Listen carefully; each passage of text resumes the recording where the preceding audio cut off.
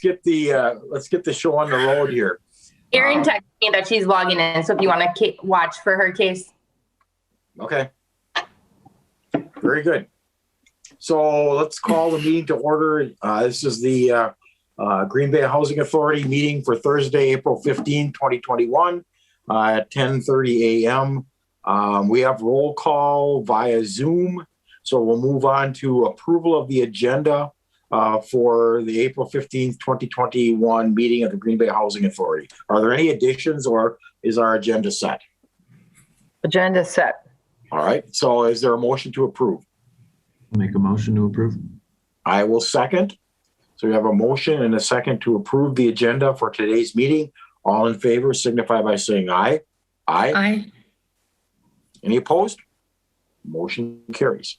On to item D, approval of the minutes from the March 10, 2021 meeting of the Housing Authority. Are there any additions or corrections to that document? No. No. All right, then I will move to approve. Is there a second? Second. I'll second. All right, we have a second. Again, any additions or corrections? Hearing none, all in favor signify by saying aye for approval. Aye. Aye. Motion carries. Item E, now on to regular business. Now, item E number 1 is consideration with possible action to approve resolution 2021-3 authorizing submission of HUD RAD Section 18 blend program application. That's a mouthful. Yeah. It's only going to get better. So I'm sure. So we're moving forward along with our RAD application for Mason Manor. Baker Tilly is advising us to the next steps that we need to go through. The two agenda items are the next steps forward for us. This one is a resolution that is, we need to have this in place in order to make our application with RAD, correct? And basically it's the resolution, if you've read through it, is basically just demonstrating that we need to do this because we don't have the capital funds to make the appropriate improvements to Mason Manor, and that the Board of Commissioners approves us basically moving forward with the process of RAD. Okay. Jamie, did I miss anything? I think you got it. Thank you. Cool. All right. I will move to approve. Space bar? Was that a space bar chime in? All right. I just learned about that, and with my 2 roommates at home, you never know what you're going to get. So, I mean, we were expecting this, right? This is not new here. I would make a motion to approve this. All right, and then I'll second then. All right. Any further discussion or questions? All right. Just procedural one. Is it okay if I just print this out and then sign it and scan it and send it back to you? Yes. Okay. The City Hall's still locked up, isn't it? No. Oh, they open it City back Hall's up again? open. They opened last week, I believe. So. Okay. All right. When was it last week for voting? Was it? Nope, they're actually open to the public starting the day after voting. They were open for voting, but now the entire building is open. April 7th it started, so. Okay. All right. Well, I'll get it to you one way or the other. So we have a motion and a second. All in favor signify by saying aye. Aye. Any opposed? Motion carries. So moving on to, I got to scroll back here. Moving on to item 2 under regular business, consideration with possible action to send out requests for proposals, RFPs, seeking a developer for the redevelopment of Mason Manor. Cheryl, any comment on that? When we hired Baker Tilly, they brought Gorman on as a contract. Remember that? We kind of hired them together and Gorman was very helpful with that. But we knew that at the point that we were going to redevelop Mason Manor, and we needed to find a developer, that we'd need to go out for RFP for that. So I apologize for not having the RFP attached to this. Baker Tilly actually sent me a few of them that we're working over, ones that have already been submitted.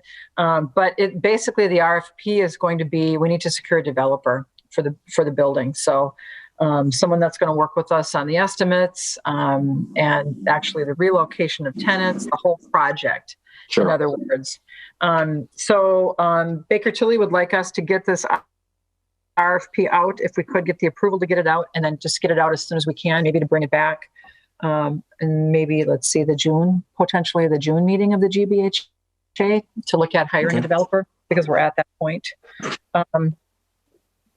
I've actually had a couple of emails from other developers that work on this type of public housing transition. So I think I think it'll be good. We may get some, more than one person applying for it, but I think that we're at the point now for the RFP. So if you'd be comfortable with approving it, I can send it out to the board before it actually gets issued. If anyone wants to take a through it and see if we've missed anything, I think that'd be cool. I'd appreciate that.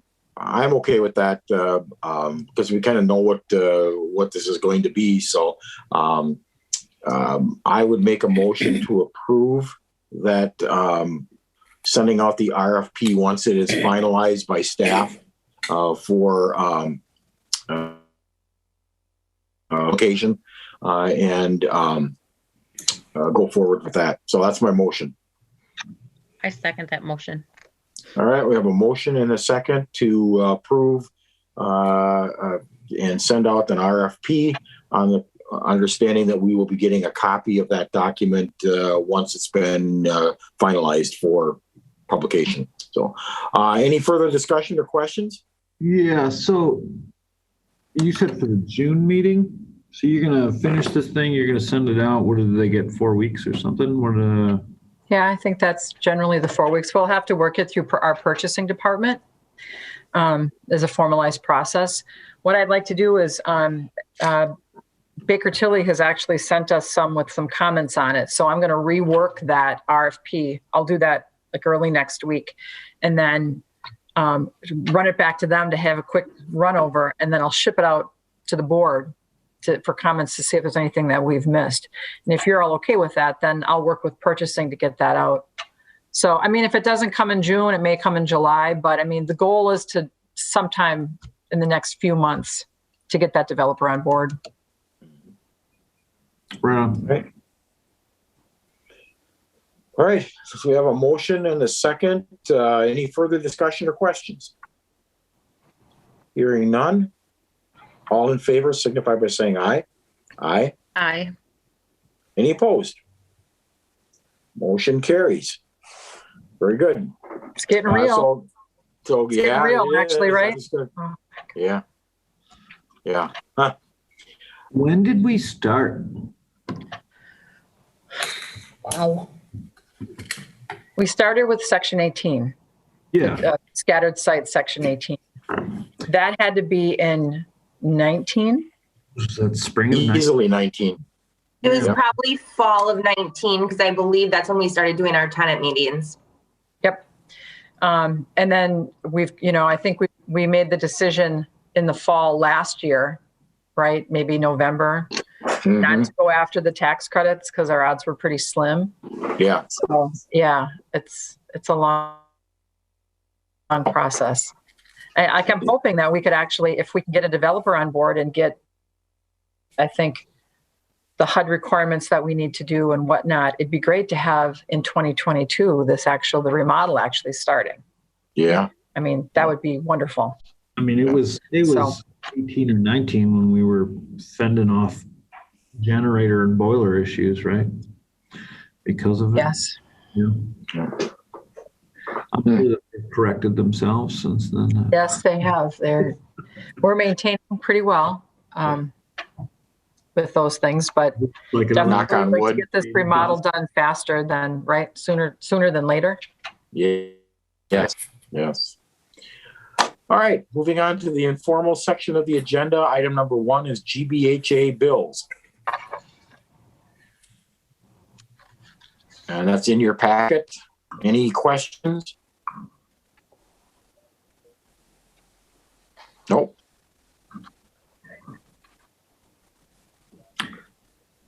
Stephanie, any comments from you on the bills? No, it's pretty standard stuff. Nothing fun and exciting. Yeah. All right.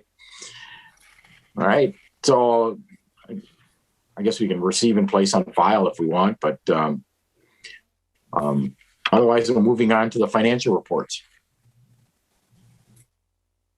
They're also in your packet. Yep. Any questions? Any comments, Stephanie? We're getting close to the end of our year, so we are starting to work on budget for next year. So that's all I got. Okay. All right. Any questions from anybody before we move on? All right. Then moving on to item number 3, the Langan Report, which is also in your packet. Any questions on that?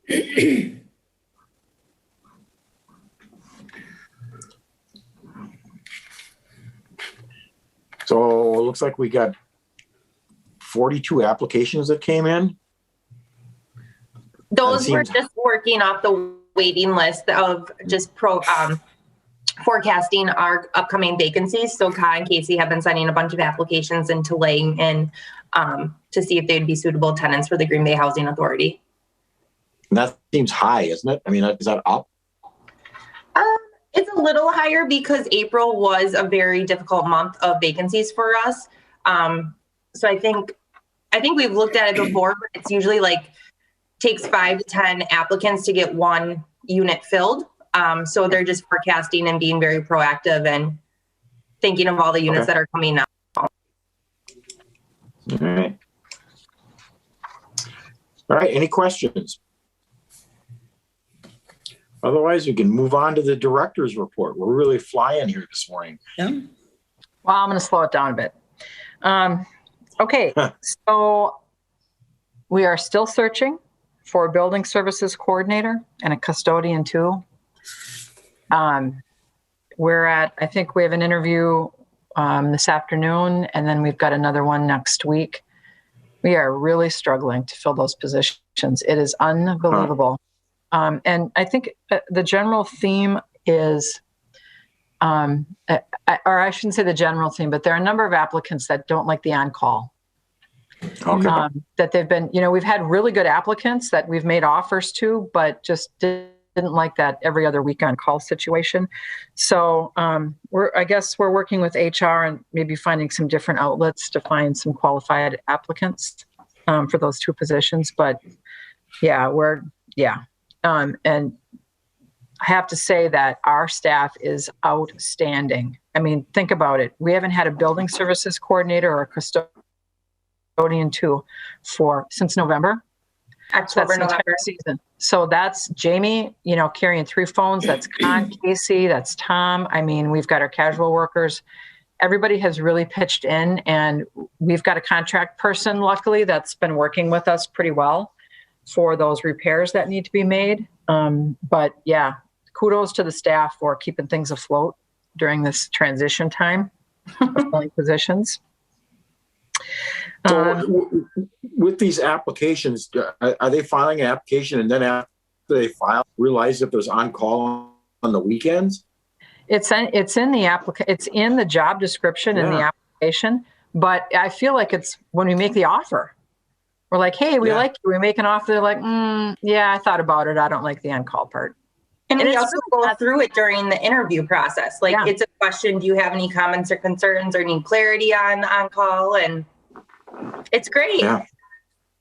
And it's not a lot of on-call, really, when you look at it, right? I mean, comparatively speaking, I think when we looked at the numbers of how many times you actually get called. Well, and that's, when I was thinking about this a while back, it's a little surprising because you think for the type of position they're applying for, they would understand that they need to be available, not 24/7, but 7 days a week, because of the scope of their responsibility. You'd think that they would understand that coming in, and that if they've been in that business, they would have been doing that already. I mean, any large structure that's got a maintenance staff is going to have that kind of a requirement because the building doesn't shut down over the weekend. It's still run. So it's a little surprising that people are almost seem like they're shocked that they have to come in on the weekends. And I think we've had some folks too that, have applied to the job, we've made the offer, and then went back to their employer, got more money maybe, and stayed. Sure. So I want to say we probably had maybe one or two, Jamie, in that regards as well. So yeah, Sure. wow. I mean, this is even longer than filling the director position. There's no. Right? Yeah. I thought was pretty long. Yeah. Are you on call on weekends? On call out every day. Yeah, that's what I On thought. call on weekends now. Is it Yeah. possible? Is it possible to find a service for that component of it, or is it like does it have an ends to that? I mean, I think we're going to start looking at those types of things, right? If there's some type of maybe there isn't an on-call situation where we have a separate company that would do that, 24/7 nights and weekends type of situation. I actually, the last conversation we had with Human Resources was, can we look at the temp agencies? Because I know there are temp agencies that have more of the trades kind of people working with them. Maybe we're not looking in the right places. So I think they were going to try to look at that angle as well. Because I think you work with the temp agencies and eventually you hire them, right? If they work out. So doesn't that raise more issues though? Because I would think if I'm the responsible party in some respects for the maintenance, I don't know that I want some outsider coming in and tinkering around with everything while I'm gone on the weekends. Even if I'm not doing the work, I'd want to know what's going on and be there to supervise. Right. So it's shocking to me that you're in that kind of business and you don't want to work on weekends. Right. Yeah. It seems like hiring in general is tough right now. I mean, we are being challenged finding good people, but I agree with Bill, you have a benefit of the person who works there that knows the building. Somebody from the outside coming in just on the weekends is not going to be familiar. Right. Yeah. Well, that will transition me into letting you know that personnel approved our reclassification of a casual worker to a cleaner position.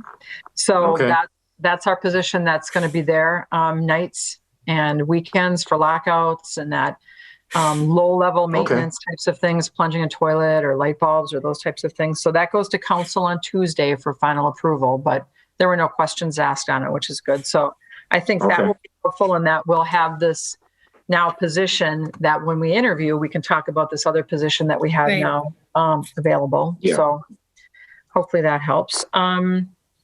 We've had a couple of vaccinations at Mason Manor, right? 2 shots now. Yep. So we had the opportunity for our residents to get vaccinated. How many people are we thinking? Was it like 60 or? Between 50 and 60. 50 and 60 residents got their vaccination. So that was, I think, good. Jamie, do you want to make your announcement about Section 18? Oh, the application is at SAC office in HUD Chicago. 100%. Okay. So remember, we had to work through HUD Milwaukee for our Section 18 application, HUD Milwaukee. And then when they're satisfied, they ship it to SAC, which is the federal agency. No, they do not ship it to SAC. They ship everything to me. Okay. And then I upload for hours. So we got permission to do that. So that is actually in the hands now of the folks that can make the determination for that transfer over. So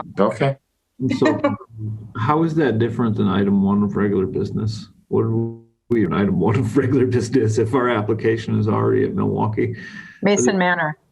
This is for scattered sites. All right, I get it. Yep.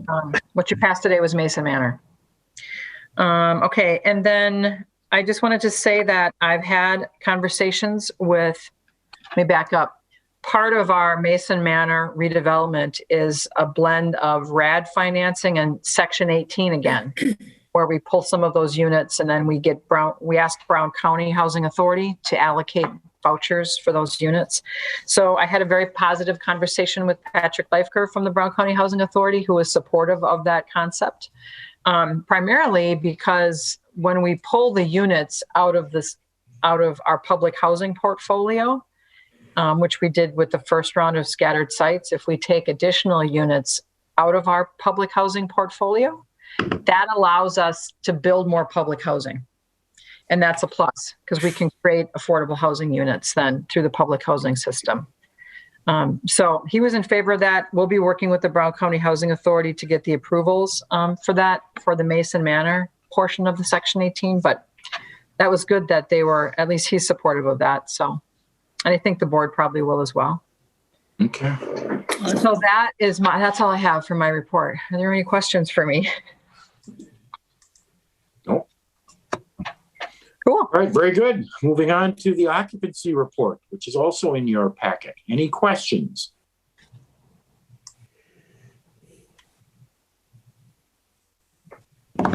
Screen to it here. So like I kind of said earlier in the meeting, April 1st was a little difficult of a month for us. We had some pretty significant move outs at Mason Manor, some very difficult move outs with Mason Manor. So we're just working on those. If you see the application numbers, they're a lot lower than what they've been previous months.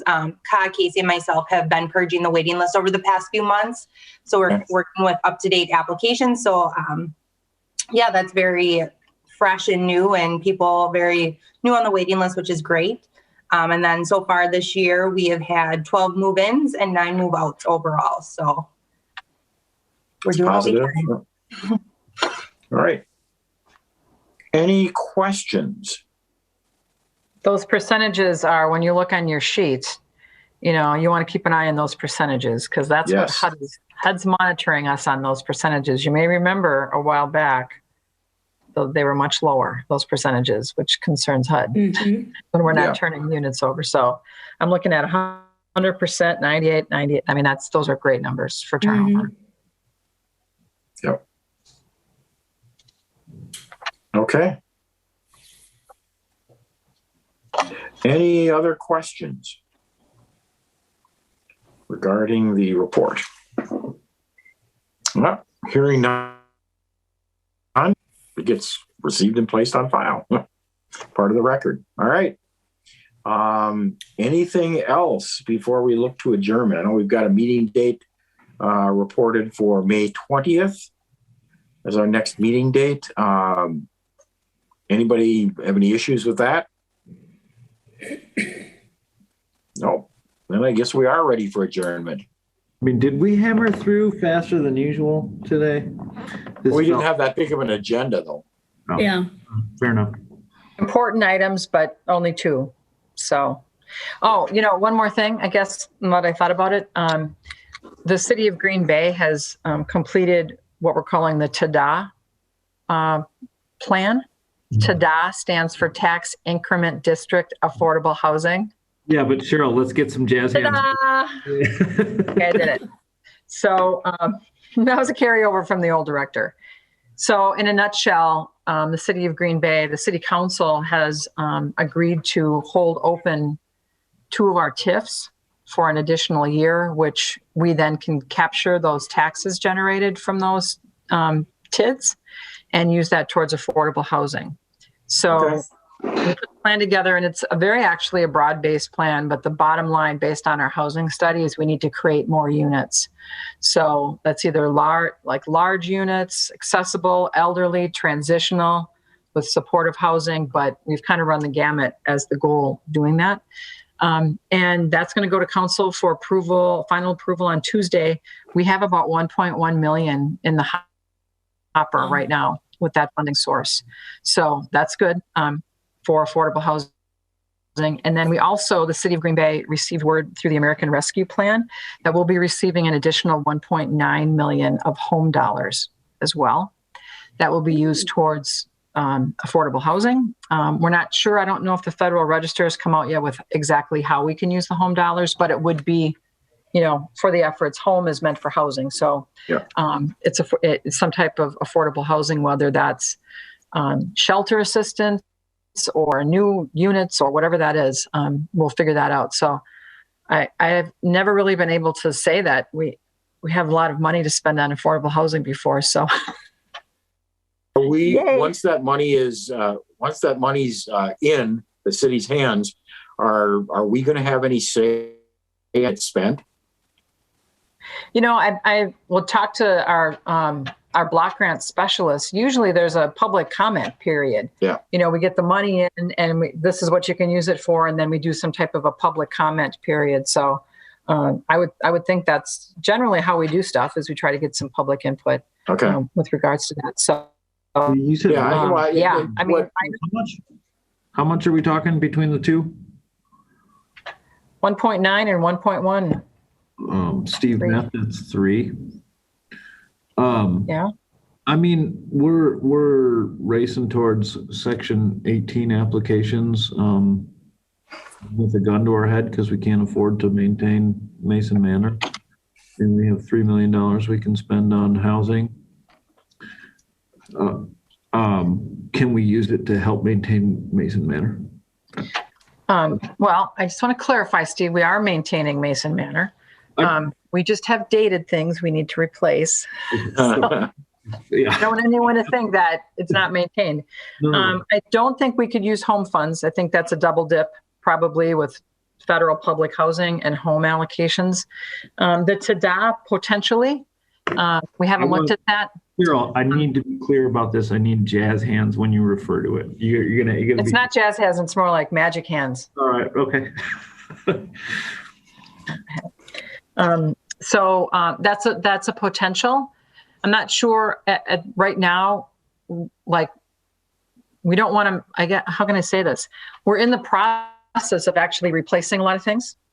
So we're really maintaining them at this point because we know that part of this redevelopment will be actually replacing those items. So. Right. And if we were to tend to those from a separate pile, then that pile would be smaller. I get it. Okay. Sorry. Yeah. But the kind of underlying reason for my question was, just reading some of the stuff in what's going on in Madison with the federal money coming into the state and the fight between the governor and the legislature as to how that gets spent. And my curiosity here is that, who's going to make the decisions with this money, how it gets spent once it's in. I mean, I understand the public comment thing, but at the end of the day, somebody's going to be issuing checks, and who's going to decide where those checks go? Is that us or is that the city council? It actually will be city council, much like the CARES money that came in through HUD. Mm-hmm.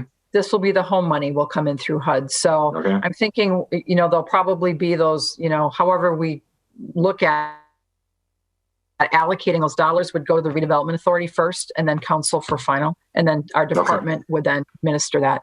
That's how I see the home funds coming in and being administered. Okay. So it's actually federal money. We get it from the Fed. So it's those rules compared to state dollars. So we shouldn't get too excited at this point yet about us being able to spend all that $3 million. Well, certainly there are other hands in the pie. There are lots of hands, but it's affordable housing. Yeah. So, the housing authority certainly has an opinion on how we should be, creating affordable housing. We've got our providers, Terry, NEW shelter. We've got the shelter providers that are like, okay, here are our needs. So I feel like it's actually a good problem to have now and actually have some resources to allocate towards affordable housing, because usually those are the hardest dollars to spend, just because you need such a big gap to create affordable. Right. I mean, even if it's not us, that's still a good thing, right? I mean, that's not, that's cool. All right. So, One thing I did forget to tell you is that the Housing Authority did receive our CFP number for 2021. So we'll be receiving $345,708. All right. Awesome. $708. It's very specific. I mean, $8 is good. It's $8 we didn't have. So, that's right. That's right. Third of a mil. Right on. All right. Any other questions before we look for adjournment or comments? All right. Then I think we are ready to adjourn. Is there a motion to adjourn? I'll make the motion to adjourn. I have a motion. Is there a second? Heck yeah, second. All right, we've got a motion and a second. Thank you all for time today, and all in favor of an adjournment signify by saying aye. Aye. Hi. Thanks, Any guys. opposed? Have a good rest of April. See you in May. Yeah, See you in May. you guys. Stay safe. Bye. Bye.